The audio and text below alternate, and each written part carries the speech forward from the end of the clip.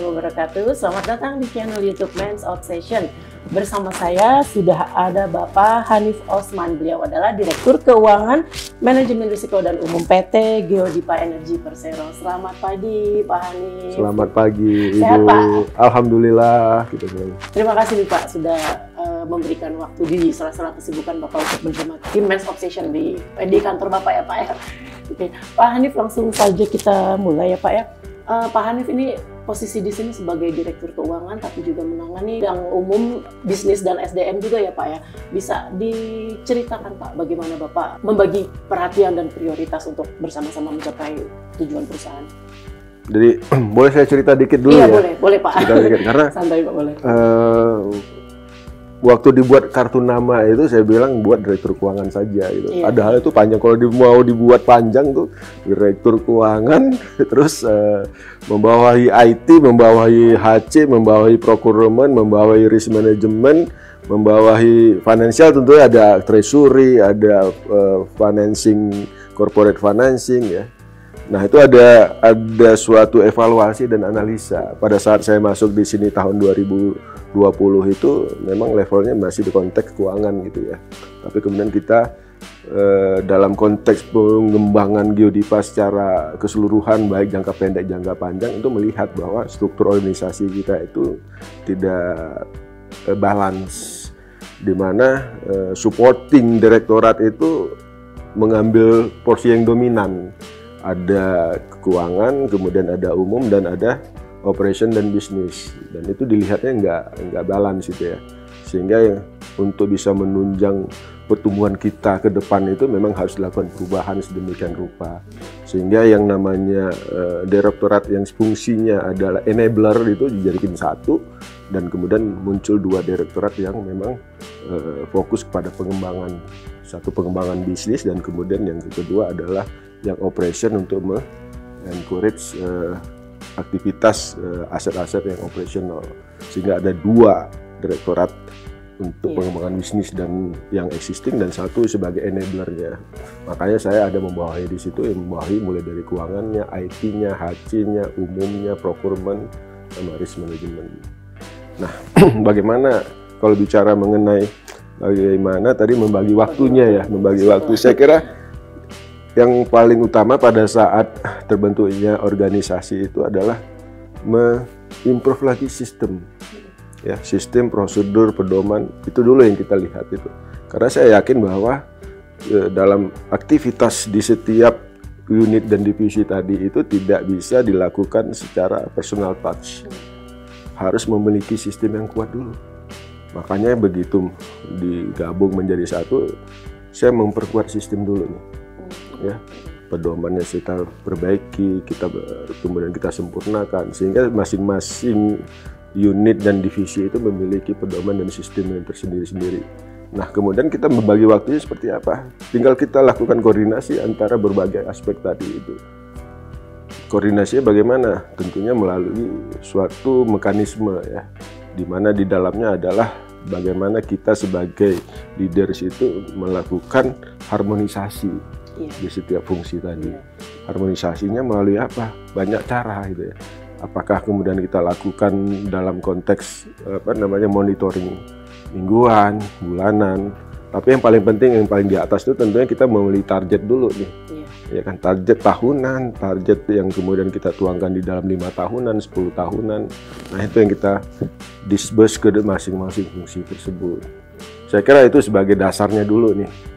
Dan kemudian bagaimana membagi waktu? Tentunya kita menempatkan orang di setiap fungsi itu benar-benar orang yang the right man, the right place gitu ya. Nah, itu penting banget itu. Sebagai span of control kita yang lebih bisa diambil oleh bagian-bagian yang memang kita tempatkan di posisi-posisi itu. Nah, kira-kira gitu Bu. Jadi artinya kita akan lakukan evaluasi setiap minggu, setiap bulan gitu ya, untuk melihat progres. Yang penting apa? Kita tetapkan target dulu, target secara jelas, secara detail. Jadi enggak suatu target yang mengambang gitu ya. Detail, timelinenya harus jelas. Setiap hari, setiap bulan kita monitor progresnya seperti apa, sehingga kita bisa mengukur apakah semua program-program yang kita sudah susun itu bisa tercapai di titik-titik tertentu. Kalau kemudian terjadi berbagai macam variasi tentunya, ada yang belum target, nah kita bisa evaluasi dengan cepat. Saya kira itu. Oke, Pak, kalau kita bicara sebagai pemimpin di bidang HC nih Pak, bagaimana Bapak menjaga etos kerja dan memotivasi para karyawan untuk kerja maksimal bersama-sama mencapai tujuan perusahaan? Yang penting kan leader itu harus memberi contoh, ya, sebagai role model. Jangan hanya memberikan instruksi tapi tidak memberi contoh gitu ya. Ya. Saya selalu yakin dengan konsep disiplin gitu ya. Semuanya kalau tidak dimulai dengan kedisiplinan ya, itu akan mempengaruhi etos kerja kita, akan mempengaruhi hasilnya. Makanya selalu saya menerapkan yang disiplin yang tinggi di dalam konteks awal dalam kita bekerja gitu. Pada saat awal saya masuk di sini, itu yang saya tekankan dulu. Pertama itu ya Pak, disiplin. Disiplin. Apalagi kita pada saat keluar dari masa-masa COVID itu ya, dimana kita bisa bekerja di rumah dan kemudian pada saat mulai masuk di dalam aktivitas yang normal, itu suatu tantangan ya, tantangan banget itu. Iya betul. Bagaimana orang kemudian akan menyesuaikan diri lagi dengan aktivitas seperti biasa yang sudah 2 tahun ditinggalkan gitu. Nah, konsep itu nggak bisa kita bilang besok kalau kamu nggak datang disiplin kamu saya tegur, saya kasih surat peringatan. Nggak bisa seperti itu. Harus ada pendekatan lain. Ya. Nah itu yang terus kita bangun secara perlahan. Nanti kita harus pertama etos kerja yang lain apa? Kita sendiri yang harus memberi contoh. Kalau kita minta karyawan datang pagi, ya kita sendiri harus pagi datang dong. Itu yang pertama. Dan etos kerja yang paling saya sarankan saya minta itu. Lembur itu bukan suatu hal yang membanggakan. Overtime itu bukan suatu hal yang membanggakan. Ya, seolah-olah kalau bekerja pulang sampai 8 jam 9 malam itu suatu hal yang luar biasa. Saya bilang itu ukur dulu produktivitas Anda. Ya.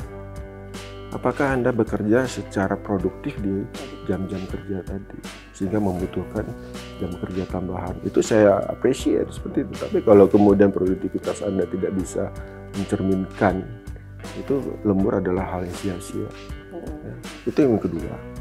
Terus bagaimana membangun etos kerja yang lain? Saya menerapkan yang namanya program well-being sekarang. Well-being itu adalah tiga aspek penting di dalam menjaga etos kerja. Well-being itu adalah physical health pertama, mental health yang kedua, yang ketiga ada financial health. Ini suatu hal yang suatu rangkaian yang tidak terpisahkan. Ya. Kita nggak bisa menuntut orang etos kerja produktif kalau kemudian kita nggak bisa menjaga 3 aspek ini. Betul. Ya. Physical health itu sebenarnya sederhana aja ya. Ya. Buat program-program yang mengarah kepada teman-teman itu menjaga fisiknya. Anda mau main bola silakan, saya sediakan anggaran. Anda mau main tenis silakan, saya sediakan anggaran. Saya sediakan tempat. Ambil waktu di hari-hari sepulang kerja atau pagi hari. Itu physical health.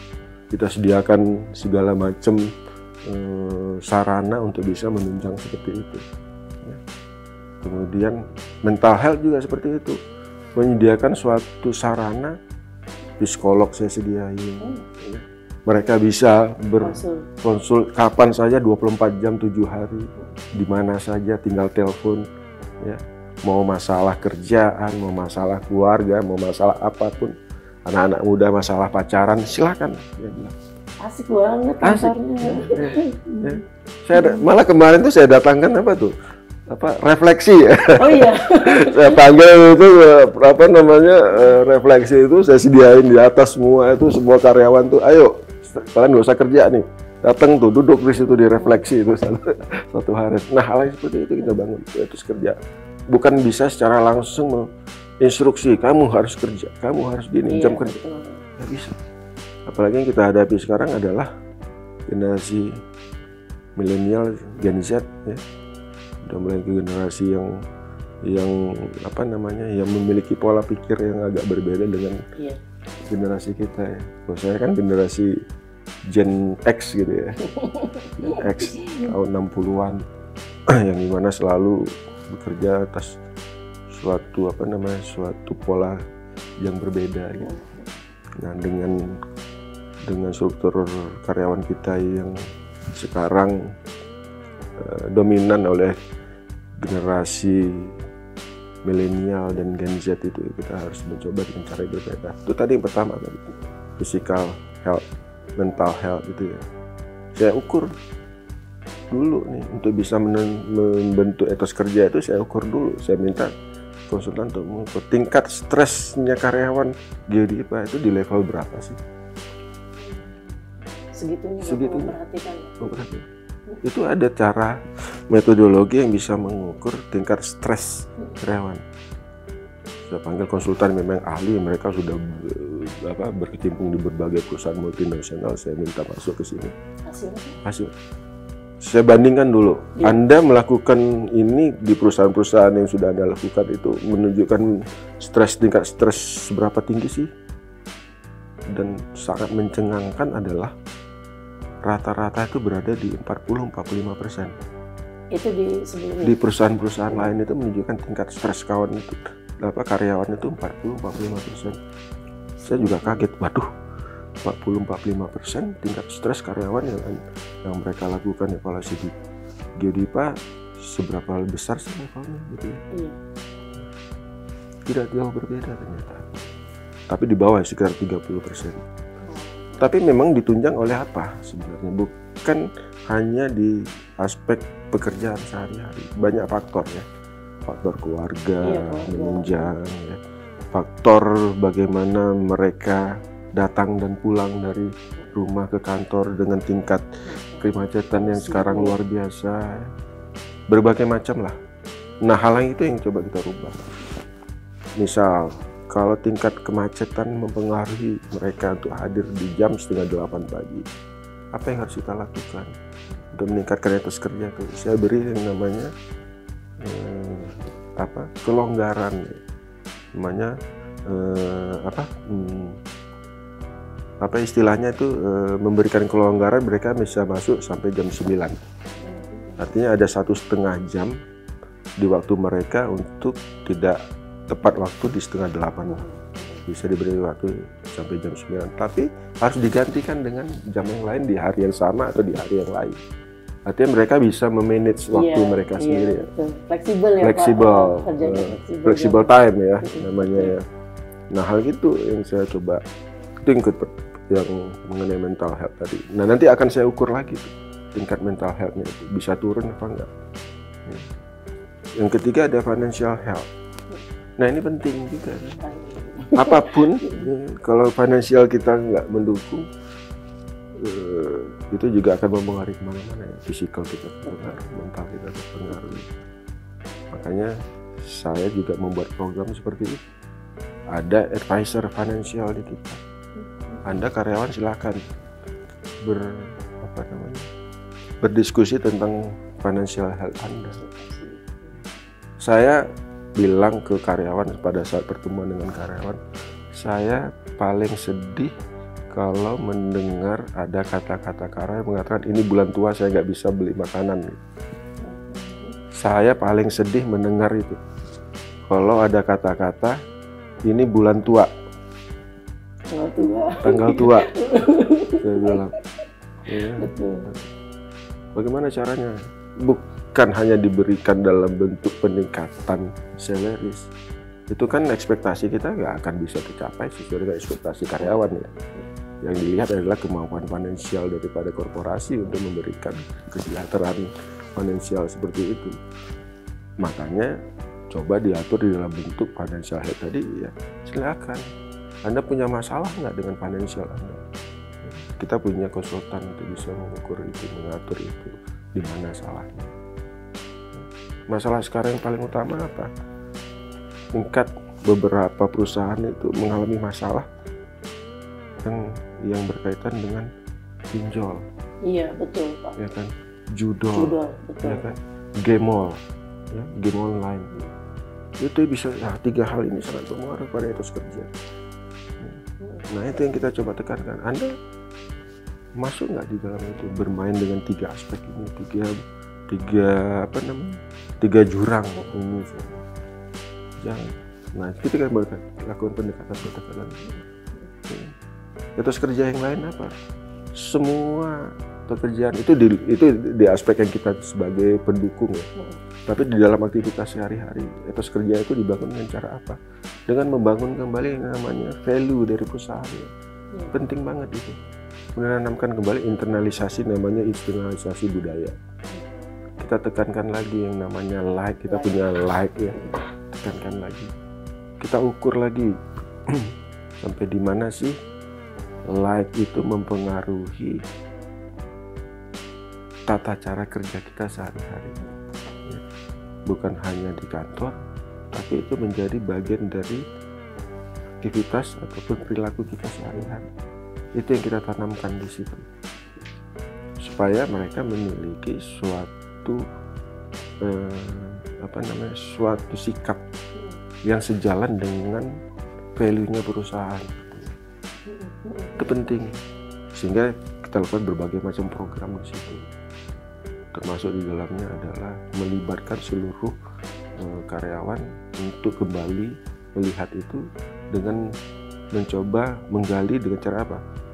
Hai, kamu punya sesuatu nggak yang bisa membangun value dari perusahaan? Kita mulai encourage. Kemarin saya kumpulkan semua VP di suatu tempat. Kalian duduk deh. Coba lihat lagi tuh value kita itu. Apa yang harus kita lakukan untuk membangun value itu menjadi bagian dari keseharian kita. Nah, itu yang saya kira akan memberikan dampak untuk bisa memperbaiki etos kerja, meningkatkan etos kerja. Yang ketiga apa? Semua pekerjaan yang dilakukan oleh karyawan itu harus ada ukurannya. Harus ada ukurannya, mulai dari program kerja secara personal, kemudian pengukurannya seperti apa. Dan yang terpenting adalah performance appraisal dari karyawan itu yang mencerminkan ya kan, produktif mereka sendiri gitu. Saya selalu mengatakan kalau perusahaan mencapai angka pendapatan 1 miliar, kontribusi Anda ada di mana? Untuk bisa mencapai 1 miliar. Oh, saya bukan orang, kalau karyawan bilang, oh saya bukan orang yang bergerak di bidang yang memberikan kontribusi pendapatan. Kalau kita kontribusi Anda di aspek di biaya, harus Anda memberikan kontribusi biaya. Kalau Anda tidak bisa memberikan kontribusi di pendapatan, Anda harus memberikan kontribusi di biaya. Bukan mengeluarkan biaya, tapi bagaimana ya kan mengatur, memanage biaya anggaran yang sudah disediakan itu sebaik-baik mungkin. Disitulah kontribusi Anda. Ya, jadi 2 aspek itu. Dan tentunya nanti adalah KPI. Ya. Artinya apa? Di dalam setiap memberikan apresiasi kepada karyawan itu harus selalu didasari oleh kinerja. Ya. Kinerja Anda bagus, Anda akan diapresiasi bagus. Kinerja Anda sedang, ya sedang akan diapresiasi. Kinerja Anda buruk, saya juga tidak sedang-sedang memberikan apresiasi Anda buruk. Bukan untuk menghukum, tapi memberikan suatu suatu teguran, suatu tanda Anda harus merubah diri. Teman-teman Anda berada di sini, kenapa Anda ada di sini? Nah, hal seperti itu yang kita lakukan secara waktu ke waktu. Luar biasa ini Pak Hanif. Berarti efektif banget ya Pak ya. Terbukti dengan pencapaian Human Capital di tahun 2023 dapat award. Alhamdulillah. Kan baru dari 2022 ya Pak, kalau nggak salah. 2022. Iya. Hanya setahun dengan Bapak menerapkan etos kerja seperti itu, saya rasa efektif. Terbukti tahun 2023 Bapak mendapatkan Human Capital Award 2023 itu award apa tuh Pak? Bisa di-spill Pak? Ini. Jadi Human Capital ini bicara mengenai bagaimana kita membangun basis Human Capital yang lebih sehat ya. The best leadership development focus on Human Capital. Jadi best leadership artinya kita sebenarnya kan di Geodipa sudah memiliki basic yang mumpuni lah di dalam konteks pengelolaan Human Capital. Tapi kan yang namanya Human Capital kan terus berkembang ya.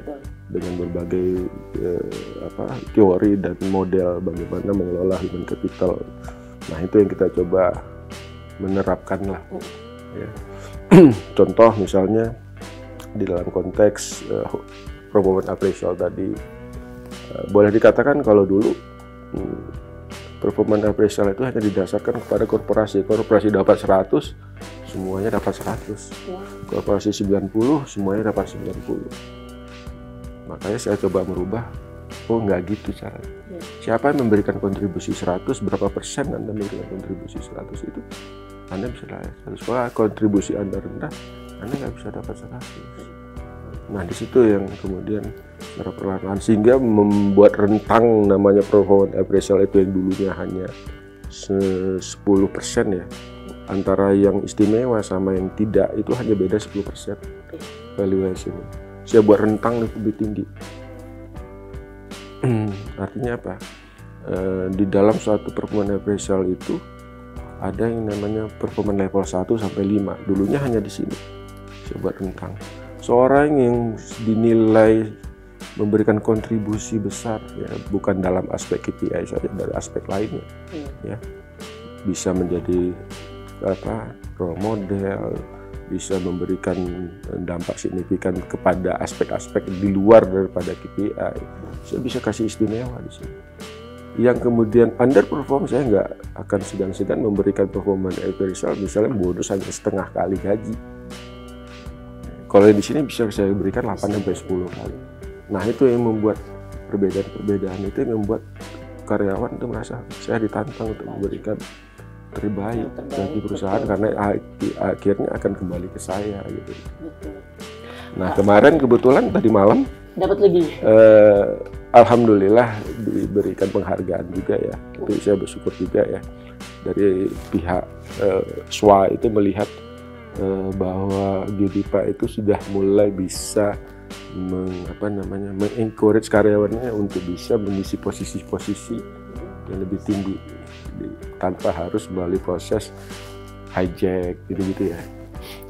Nah itu adalah salah satu cara kita bagaimana mempersiapkan talenta-talenta ini untuk bisa mengisi posisi-posisi yang ada di atasnya ya.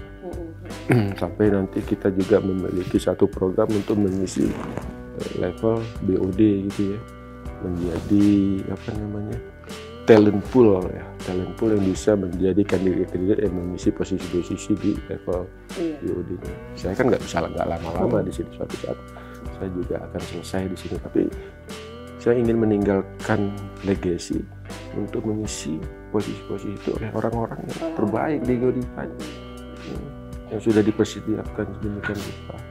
Alhamdulillah pihak luar melihat itu dan memberikan award dari mana. Sudah banyak ya Pak. Yeah. Nah itu kan salah satu misi dari Geodipa juga ya Pak, mengembangkan talenta yang unggul. Dan itu berhasil Bapak lakukan. Dengan cara apa Pak? Artinya berbagai macam ya. Yang penting adalah kapasitas dia di dalam tiga aspek ya sebenarnya kalau kita melihat pengembangan itu adalah di level aspek teknisnya sendiri, manajerial, dan leadership, dan kemudian bagaimana membangun networking. Tiga aspek itu deh. Ya. Kalau saya mengistilahkannya itu piramida gini. Piramida, dan di bawah itu adalah aspek teknikal, ya, sehingga mengambil porsi besar ya. Aspek manajerial di tengah, kemudian networking di atas, ya. Nah, makin tinggi posisi seseorang ke atas itu, dia akan piramidanya akan terbalik gitu. Aspek teknisnya tidak mengambil porsi besar dong, dia akan mengecil. Tapi aspek manajerialnya makin tebal, dan kemudian kemampuan dia networkingnya juga mungkin harus ditambah. Ya. Kalau misalnya di level staff yang kemudian sehari-hari berkecimpung di dalam aktivitas perusahaan, sebagai operator misalnya, sebagai staf ruangan gitu ya, aspek teknikalnya itu kan harus benar-benar ahli dia, jangan sampai terjadi permasalahan di situ. Manajerialnya kalau di tengah, aspek manajerial memang perlu juga, bagaimana dia memanage, bagaimana itu juga penting. Nah, hal itu yang kita bangun tiga aspek itu, dan kita lakukan evaluasi secara terus-menerus Saya setiap 2 tahun sekali semua karyawan saya asesmen, Bu. Boleh pihak ketiga untuk melihat 3 aspek ini tadi. Kemudian pada satu titik saya akan naikkan nilai asesmennya ke atas.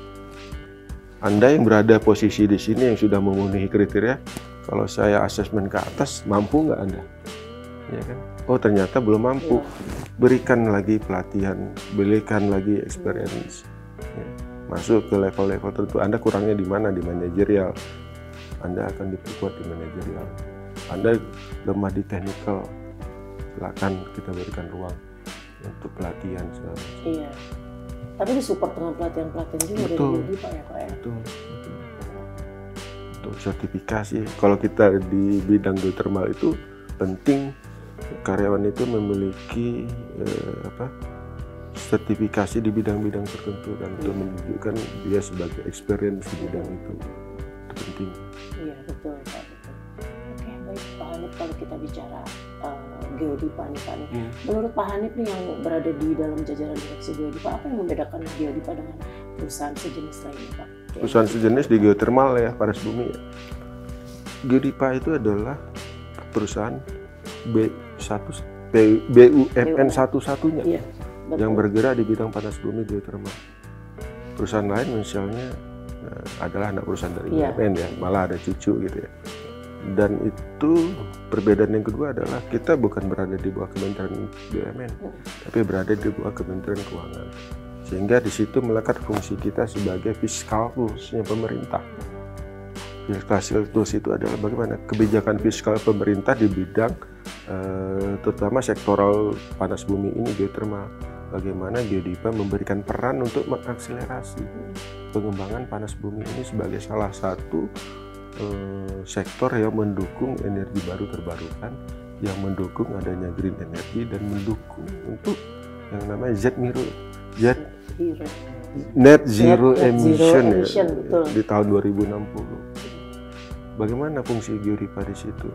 Nah, peran itu yang kita ambil, bukan hanya sekedar untuk mengembangkan Geodipa sebagai perusahaan geothermal dengan meningkatkan kapasitas produksinya, tapi juga membantu pemerintah untuk mempercepat geothermal itu sebagai salah satu sumber untuk energi baru terbarukan. Bagaimana caranya? Kita mendapatkan penugasan 2 aspek. Pertama adalah aspek, tapi seluruhnya adalah konteksnya adalah untuk percepatan geothermal ya, dengan 2 cara, yang namanya penugasan untuk menggarap wilayah-wilayah panas bumi yang tidak diminati oleh perusahaan lain. Ya. Tidak diminati karena tidak diminati itu berbagai macam, dari aspek teknisnya, aspek finansialnya nggak masuk. Nah, kita diminta untuk bisa menggarap itu. Yang kedua apa? Tantangan utama di dalam pengembangan panas bumi itu adalah untuk bisa mendapatkan data informasi yang akurat tentang sumber daya panas bumi itu. Ya. Sehingga kita diminta untuk melakukan ini. Ada wilayah-wilayah yang kita pemerintah bilang ada wilayah-wilayah sudah identifikasikan memiliki potensi untuk dikembangkan. Kita masuk ke situ untuk melakukan yang namanya penelitian data dan informasi sampai melakukan eksplorasi awal. Kita evaluasi di situ, kita mendapatkan pendanaan dari pemerintah untuk melakukan eksplorasi awal. Dari situ nanti hasilnya akan kita kembalikan ke pemerintah. Pemerintah, kami sudah melakukan eksplorasi awal, hasilnya seperti ini. Silakan dilelang, datanya lebih valid, ini bisa dikembangkan. Nanti pemerintah akan ambil, terima kasih, dan kemudian melelang lokasi-lokasi itu untuk bisa digarap kembali oleh, kembangkan kembali oleh perusahaan-perusahaan baik swasta maupun perusahaan-perusahaan lain. Nah itu rencana strategi untuk bagaimana kita bisa mempercepat pengembangan dari panas bumi itu. Itu satu perbedaan Geodipa dengan perusahaan panas bumi lainnya. Itu yang paling utama. Makanya kita bilang itu adalah sebagai fiskal tools pemerintah dan juga sebagai debottlenecking dan de-risking pengembangan panas bumi ke depan. Pak, kalau kita bicara target ke depan Pak, target dan rencana jangka panjang ke depan untuk Geodipa Pak? Geodipa memiliki 2 wilayah panas bumi yang sedang dikembangkan. Di luar itu ada beberapa wilayah lagi. Nah, target kita adalah mempercepat pembangunan wilayah-wilayah panas bumi yang sudah ada itu. Sebagai konkretnya gini, kita akan tumbuh untuk meningkatkan revenue 2 kali lipat dari yang sekarang pada tahun 2027. Itu target jangka pendek, 2 kali lipat revenue kita. Ya. Itu pertama. Yang kedua adalah diversifikasi. Kami melakukan diversifikasi bukan hanya berkembang di panas bumi, tapi turunannya juga untuk mendukung percepatan yang namanya pengembangan industri yang berbasis kepada green energy, termasuk pengembangan untuk EV tadi, transportasi yang berbasis listrik. Dengan satu adalah diversifikasi usaha masuk ke bidang industri silika dan litium. Itu akan kami insya Allah akan bisa menghasilkan revenue itu di 2-3 tahun ke depan. Nah, di lain itu adalah jangka panjang kami tentunya membangun wilayah-wilayah yang sudah kami peroleh saat ini. Memang tantangan dari energi yang berbasis geothermal itu adalah proses untuk bisa menghasilkan suatu power plant lah ya yang baru itu nggak bisa dalam jangka pendek. Itu ada proses panjang yang membutuhkan waktu 5-7 tahun untuk bisa tumbuh ya. Karena prosesnya itu bukan hanya di membangun power plant tapi juga membangun sarana pendukungnya ya kan? Di upstream dan di downstreamnya. Kalau biasanya kalau power plant yang umum bangun PLTU, bangun power plant selesai, nanti tinggal beli toolnya sebagai supporting ya. Bangun PLTA, tinggal bangun power plantnya, supportnya adalah air yang ada. Kalau kita kan nggak bisa, kita harus ngebor, ngedrill ya, ngedrill dulu baru bangun sarana prasarana pendukungnya, baru bangun power plantnya. Itu membutuhkan 7 tahun rata-rata. Jadi artinya konsep untuk pembangunan jangka pendek itu adalah yang sedang kami garap ini adalah meningkatkan kapasitas kami 2 kali lipat di tahun 2027, termasuk di dalamnya adalah supporting atau diversifikasi usaha untuk mendukung energi baru-baru terbarukan tadi. Oke, baik Pak. Terakhir nih Pak, waktu juga sudah. Wah, nggak terasa ya, udah 1 jam ya. Ini kan ada yang bisa di-share nggak Pak buat generasi penerus nih Pak, anak-anak muda yang mungkin pengen berkarir seperti Bapak di finance atau di energi? Sektor energi baru terbarukan itu kan menjadi salah satu sektor yang paling menjanjikan ke depan kan, karena itu terkait dengan kelangsungan hidup bumi ini ya, untuk mengurangi efek rumah kaca, untuk mengurangi yang namanya climate change itu ya, dimana kita kan sudah merasakan sekarang, saya lihat itu sekarang tanpa kita sadari ya, tanpa kita sadari suhu di bumi ini udah meningkat ya. Coba sehari-hari kita perhatikan, pagi aja kita udah terasa gerah, siang dengan tingkat kalau kita baca hanya 33, ternyata di belakang itu enggak. Kalau 33 ternyata suhu yang sebenarnya itu 37, 38 kan? 38. Iya. Itu penyebabnya apa? Karena memang efek daripada aktivitas sehari-hari. Nah, salah satunya bagaimana untuk mengurangi hal-hal tersebut adalah dengan masuk kepada industri-industri yang lebih ramah lingkungan, termasuk di dalamnya adalah panas bumi. Nah, itu salah satu kita Indonesia ini adalah yang terbesar kedua di dunia, ya, terbesar kedua di dunia di dalam cadangan panas bumi. Ya. Kita baru nggarap 10%. Gitu. Iya, sama. Itu harus dieksplorasi kan. Itu jadi potensi yang cukup besar kan, betul. Dalam konteks tadi itu menggantikan energi yang berbasis fosil. Iya. Nah, teman-teman, anak-anak muda sekarang, ya, saya bilang bukan hanya di panas bumi, tapi terkait dengan yang tadi itu energi baru terbarukan green energy. Itu adalah masa depan kita, masa depan manusia ke depannya gitu. Ayo dong kita sama-sama. Itu menjanjikan banget. Dari sebagai semua basis ilmu ada di situ. Ya, basis ilmu di energi baru terbarukan itu ada di situ. Mulai dari geologis, ya kan, chemical sampai finance, ya, sampai ke human capitalnya, ke umum. Semua berbasis ilmuwan yang anak-anak muda pelajari ada di situ semua. Ayo dong mendukung hal itu. Sama-sama sangat kita menjanjikan. eksplorasi lagi ya Pak. Benar. Iya. Dari gini cuma baru 10% nih Pak ya, padahal 10%. nomor 2 Nomor 2 di dunia. Sayang Nomor banget 1 tuh Amerika. Sayang banget udah. Ya. Nomor 3 tuh Filipina. Filipina. Itu luar biasa karena kan sumber panas bumi itu kan adanya di Pacific Ring of Fire ya. Ya kan? Dari Amerika Utara, Selatan, Eropa, terus ke Asia, Jepang, turun ke Indonesia. Indonesia itu dari Aceh, Sumatera, terus sampai ke Jawa. Itu sumber panas bumi semua. Yang baru digarap paling besar ada di Jawa, sebagian di Sumatera. Potensi-potensi itu cukup besar dan itu ramah lingkungan. Jangan dianggap bahwa panas bumi itu adalah merusak lingkungan, tidak. Itu ramah lingkungan. Kenapa ramah lingkungan? Karena kita mengambil panas bumi itu kan sudah ada seperti ceret gitu ya. Inti bumi, terus di atasnya ada air, inti bumi memanaskan air, kemudian mencari rekahan-rekahan sehingga keluar ke permukaan bumi kan. Kita tinggal ngebor aja itu mengambil panasnya. Kemudian diairkan untuk membangkitkan listrik.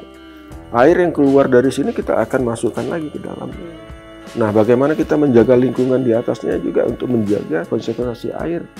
Makanya tumbuhan yang di atas permukaan itu harus selalu terjaga. Ya, harus selalu. Kalau enggak kering dan kemudian mengakibatkan air yang ada di sini sebagai sumber untuk mengeluarkan steam air panas untuk menggerakkan turbin itu akan mengering. Ya, dampaknya apa? Sustainability dari power plant berbasis panas bumi itu menjadi tidak valid. Iya. Makanya bukan hanya menjaga apa yang kita ambil di atas, tapi juga menjaga lingkungannya itu tetap terjaga. Nah, aspek-aspek itu juga penting, bukan hanya memberikan energi yang bersih, tapi juga sekaligus menjaga lingkungan yang ada di sekitar proyek itu.